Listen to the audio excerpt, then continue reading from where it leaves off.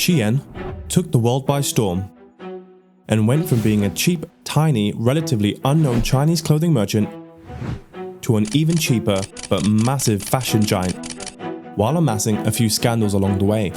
It has come under fire for everything from ripping off designs. Independent designers are suing Shein, accusing the retailer of racketeering and egregious copyright infringement. How much were the items that you designed and were selling compared to the copies that Shein was selling? Climbing in sales from 10 billion in 2020 to 100 billion in 2022. How did Shein become the largest online-only fashion retailer in the world in such a short amount of time? Shein's business model is exploitation. Shein has child labor. There is no magic, right? The only way that you get very cheap product is by not paying workers. Shein has abused their workers. And what did it have to do to get to the top? Shein started out as a cheap wedding dress retailer in 2008. After a few years flying under the radar, Shein figured out their way to gain traction. The first part of their plan was to implement a new business model which used on-demand manufacturing to generate trendy styles in very small quantities that they would quickly produce at scale if the trend caught on. The second part of their plan was to gain dominance on social media through a mass following of Gen Z teens and young adults, a generation of social media addiction and mass consumerism.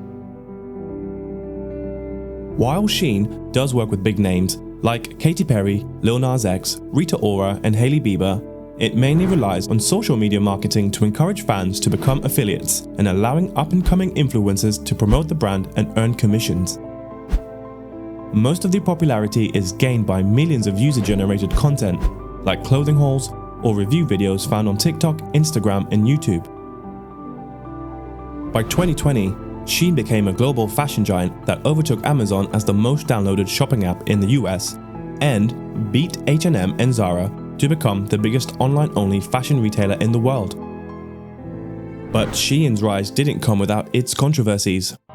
Rumors had been circulating that the company had some sketchy worker practices which would surface in October 2022 when an undercover investigation from Channel 4 in the UK revealed Shein workers were subject to terrible working conditions and forced to work 18-hour long work days and 3 days off a month.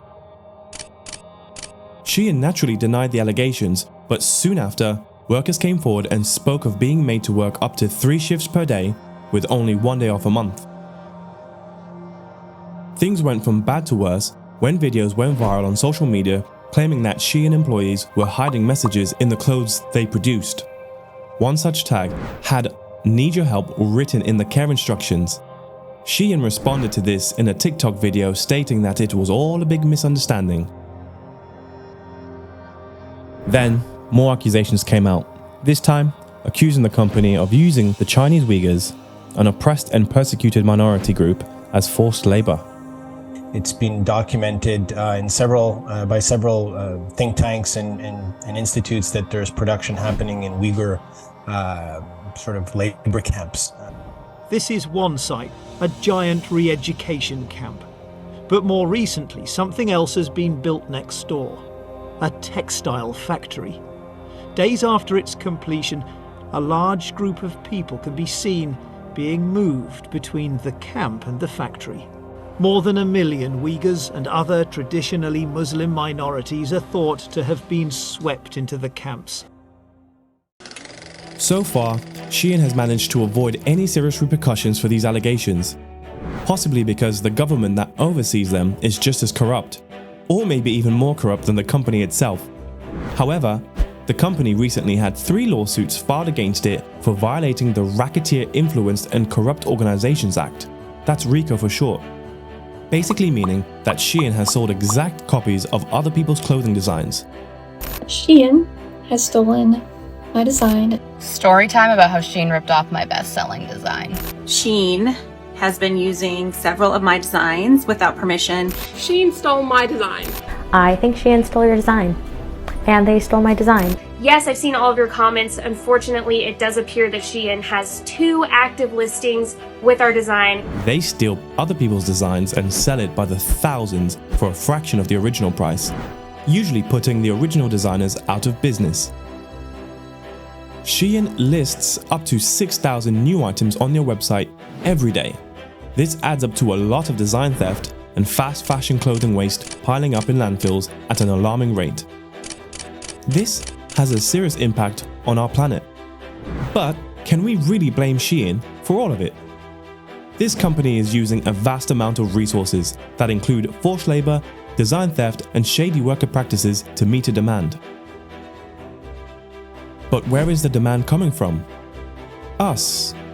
In this modern world that we live in, with all the information at our fingertips, we are all aware of the detrimental effect from an individual level to an environmental scale that these types of companies cause. They are simply supplying our ever-increasing demand. We know right from wrong, yet we still throw our money at them. The larger question here is, why are we doing that? Perhaps we have now become a culture of wasteful people with an ever-growing desire for new and more things.